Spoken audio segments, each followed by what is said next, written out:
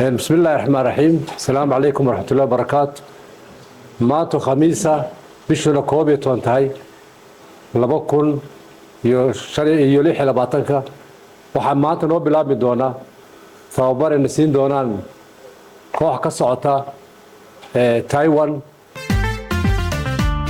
sharciga gadana hoobe aanu dooranu hoobe tugsinagu bara hoobe qarku noo xidhaan hoobe durustiyo cilmiga hoobe hadurdurana hoobe sharciga gadana hoobe aanu dooranu hoobe tugsinagu bara hoobe qarku noo xidhaan hoobe durustiyo cilmiga hoobe hadurdurana hoobe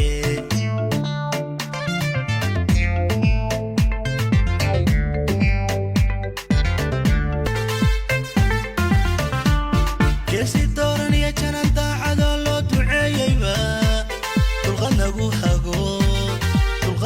hago birta danab lahiyo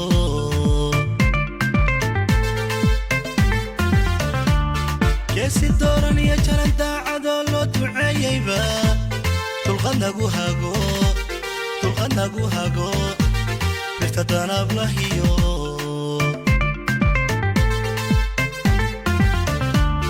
ololtoobiyo damacdananayso jidhka deebisiyo halasaha wax dila dabku noo dhiga dabku noo dhiga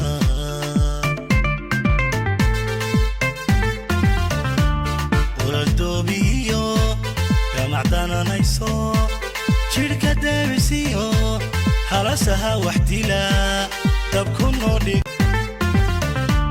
sharciga gadana hoobe aanu dooranu hoobe tugsinagu. بسم الله الرحمن الرحيم. السلام عليكم ورحمة الله وبركاته. maanta khamiisa bishuna 12 tahay 2026 waxaa maanta noo bilaabi doona tababar ay siin doonaan koox ka socota Taiwan oo waxayna siin doonaan gargaarka koowaad iyo wixii looga baahdo. marka waa tababar muhiim ah oo ah nabadgelyada dadka. marka waa inaan si fiican u dhageysanaa, si fiican uga faa'iideysanaa kooxdan Taiwan ka socotana waxaad leeyahay ku soo dhawaada and welcome. markay dhamaadaanna waxay tagi doonaan wajaale iyo gobolada kale. marka gobolada qaar way soo dhameeyeen, gobolada qaarkoodna way harsan yihiin. marka aad iyo aad baan ugu mahadnaqaynaa tababarka ay nagu tabaruceen inaan si fiican u weyleyno aan ka faa'iideysano. Assalaamu calaykum wa rahmatullahi wa barakaatuh.